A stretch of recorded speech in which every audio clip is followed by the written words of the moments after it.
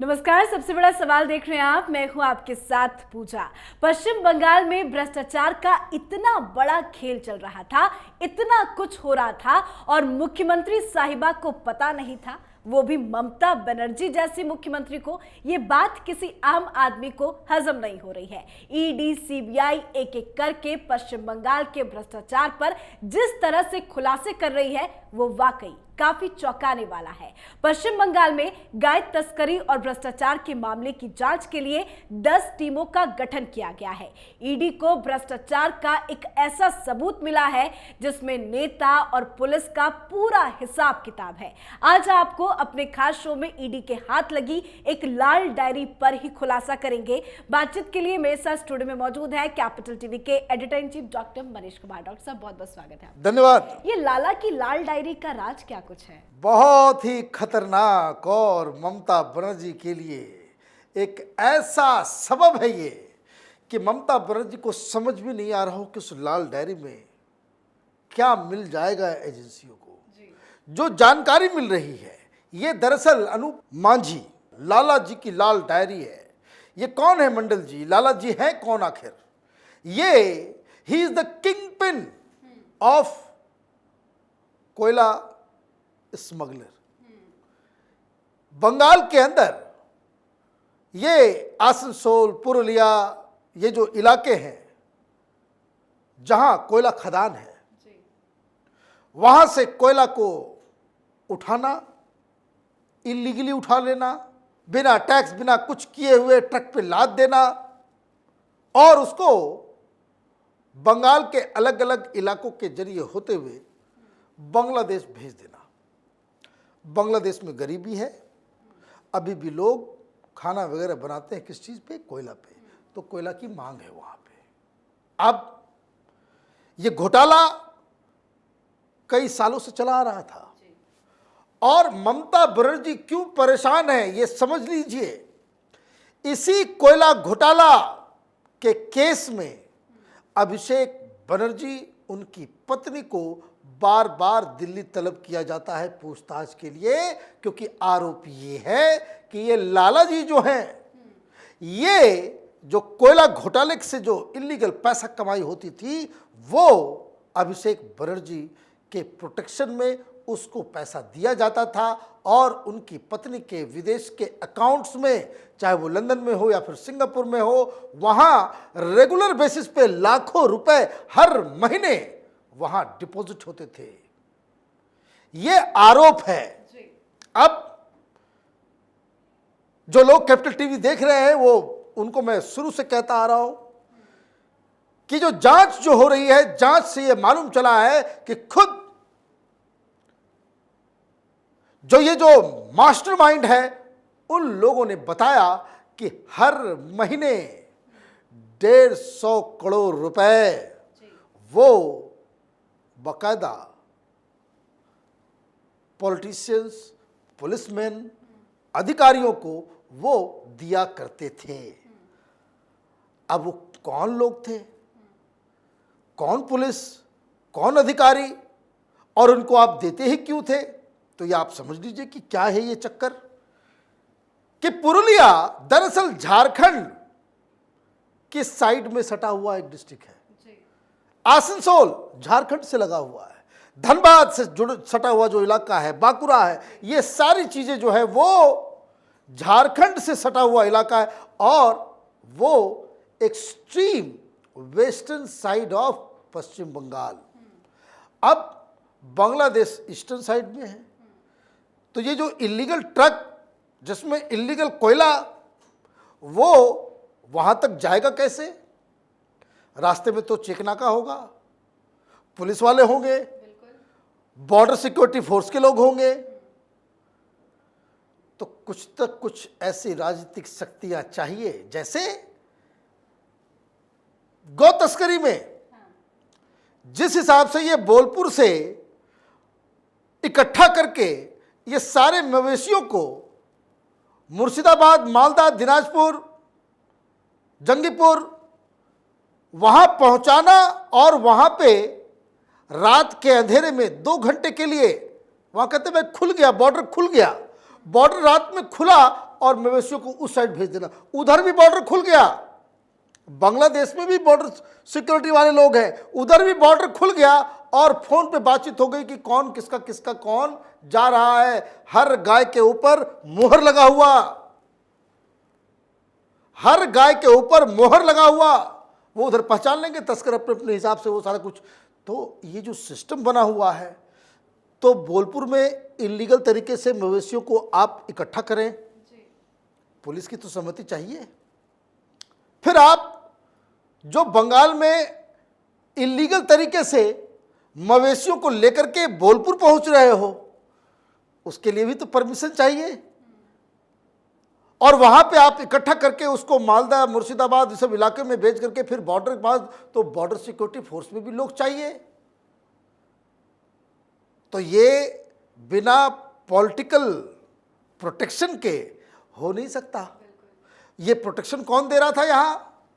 तो यहाँ अनुव्रत बाबू केस्टो, ममता बनर्जी का केस्टो, वो इसका किंगपिन खुद नहीं करेगा, लेकिन जो लोग कर रहे हैं उनको प्रोटेक्शन देने का काम।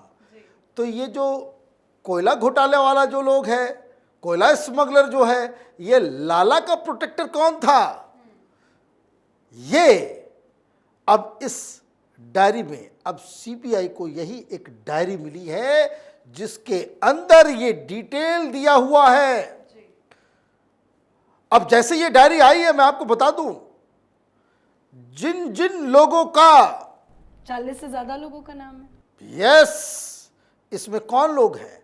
इसमें पॉलिटिशियंस हैं, इसमें पुलिस वाले हैं, इसमें मंत्रियों का भी नाम है, इसमें अधिकारियों का भी नाम है, आईएएस ऑफिसर्स लोगों का भी नाम है। तो भाई ये क्यों? क्योंकि ये कई सारे डिस्ट्रिक्ट्स होते हुए, ये जो सदर्न बांग्लादेश में जैसोर एक जगह है, वो वहाँ पे जो बॉर्डर है, उसके जरिए ये कोयला जाता था। तो इसमें बहुत सारे डिस्ट्रिक्ट्स आए जाएंगे। कहाँ से आप स्टार्ट कर रहे हो? तो इसमें जो 40 लोगों के नाम बताए जा रहे हैं, जिसमें अधिकारी, पुलिस वाले, ये पूरा का पूरा प्रशासन ही एक्सपोज होने वाला है। और इस केस में नाम किसका है? तो ममता दीदी के उत्तराधिकारी अभिषेक बंदोपाध्याय।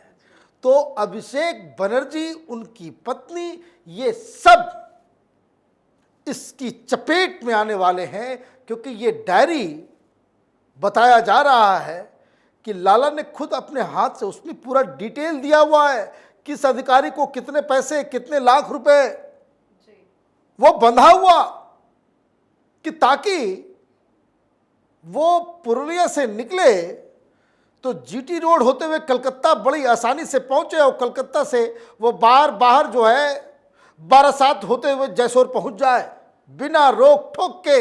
और इन ट्रकों के ऊपर स्टिकर लगा हुआ होता कि पुलिस वाले समझ जाए कि एकदम वीआईपी गाड़ी है, फुल्ली प्रोटेक्टेड। जिस तरह से मॉडस ऑपरेंडी गायों को बांग्लादेश भेजने के लिए किया जाता था।